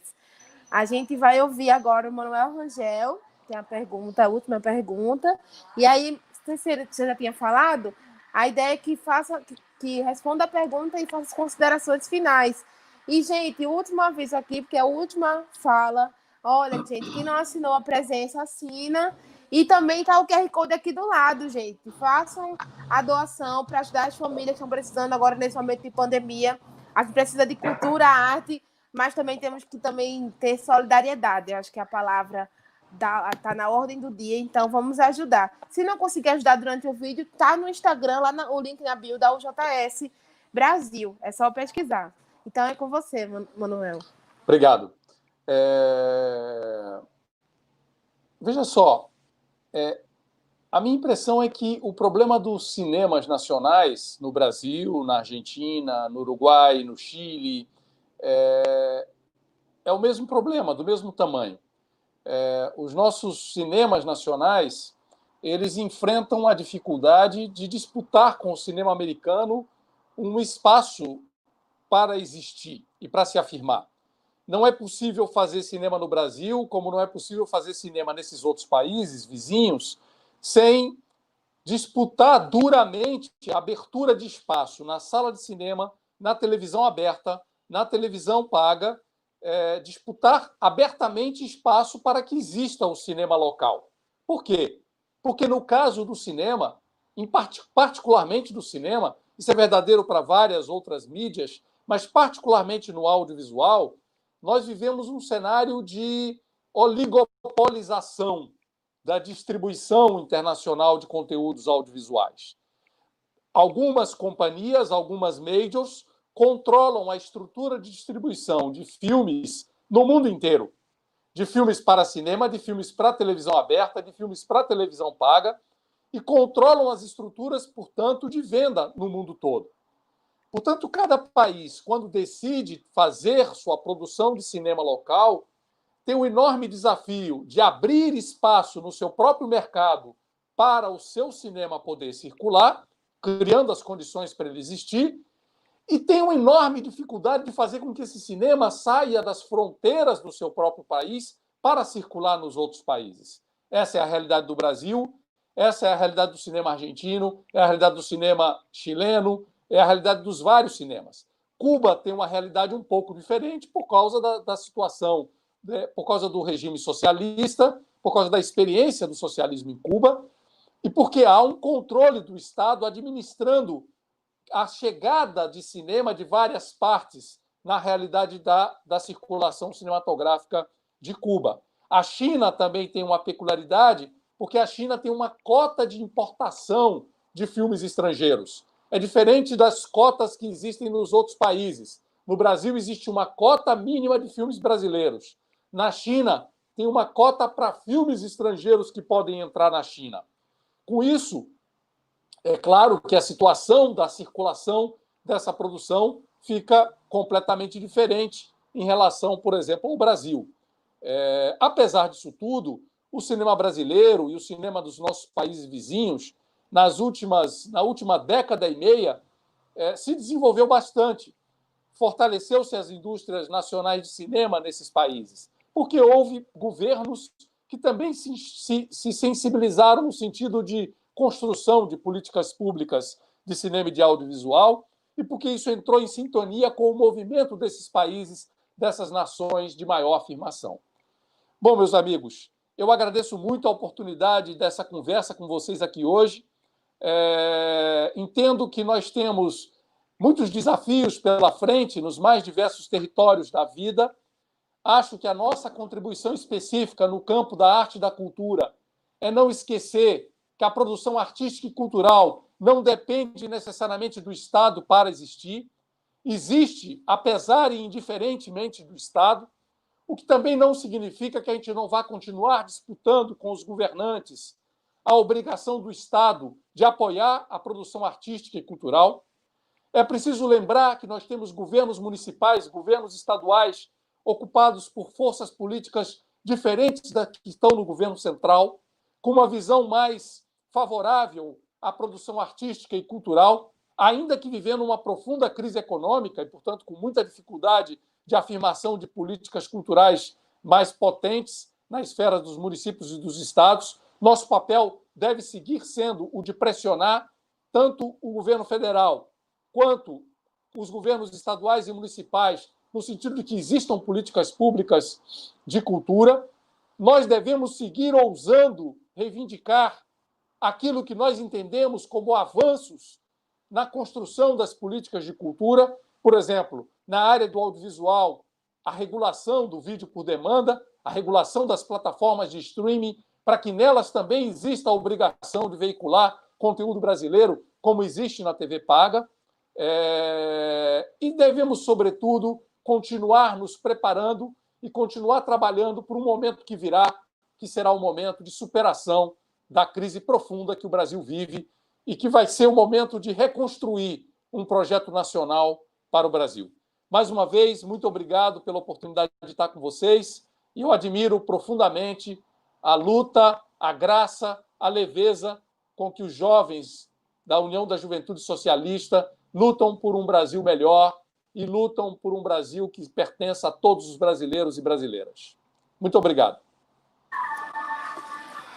Fui emocionada, fico até emocionada. Muito obrigada, Manuel. A gente aqui agradece ter parceiros como você, que tanto lutaram para revolucionar a história do nosso país, no setor cultural, na área da arte e da cultura, e ver que pessoas como você lutaram para que a gente também tenha força para lutar também e mudar essa realidade. Tem gente que acha que o governo Bolsonaro está aí acabando com tudo e a gente tem que ficar de cabeça baixa. E a UJS ela mostra que não. A gente luta contra esse governo de cabeça erguida, com os mais belos sonhos da juventude, com esse brilho no olho e essa vontade de ter um país melhor. E nesse país melhor não cabe as políticas nefastas desse governo. Então, a gente queria agradecer, gente, de coração, a todos vocês.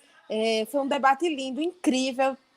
Uma galera está aqui comentando no chat, aqui nos comentários. E a gente queria agradecer a vocês. É muito importante que a JS venha debater cultura. A gente está se organizando. A gente fala, força que cresce, tem cultura assim na UJS. E daqui que nasçam os próximos artistas, os próximos escritores, os próximos cantores, os próximos... Porque a cultura também é trabalho, é arte, e a gente entende isso. E eu queria dar alguns recados, gente. Para quem não assinou a ata de presença, terminou agora, né? Mas dá tempo ainda de assinar, para não esquecer. O certificado está aqui na descrição do vídeo. Então, baixa o certificado, gente, para todo mundo ficar aí com horas. E outro aviso, dá tempo de doar na campanha aqui, a campanha de doação para ajudar as famílias, né, que estão precisando durante essa pandemia. E o próximo debate, gente, dessa programação incrível do 20º Congresso da gloriosa União da Juventude Socialista é dia 14, anotem aí na agenda de vocês, dia 14/7, às 17 horas, aqui nesse mesmo canal.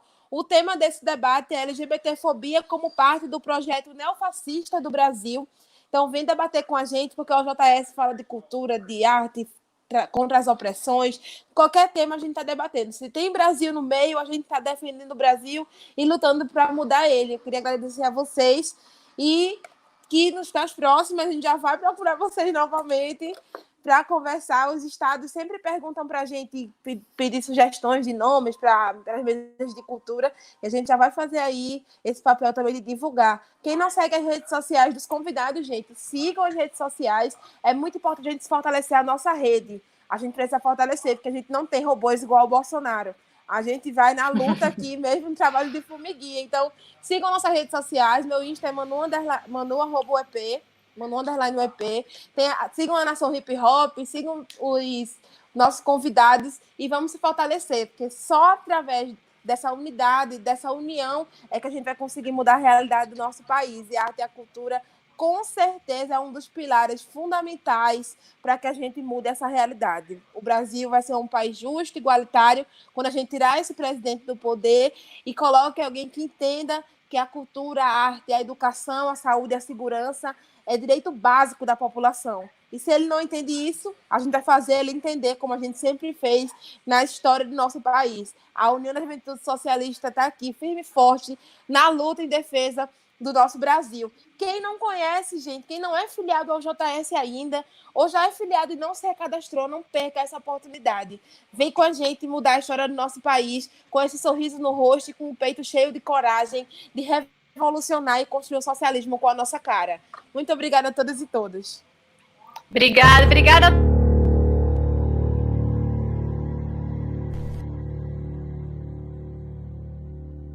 Eu nasci em 1984. O Brasil estava se redemocratizando. Enquanto as fardas ainda se faziam presentes em Brasília, eu anunciei: sou jovem, estudante, operária, camponesa, periférica, de todas as cores e gêneros.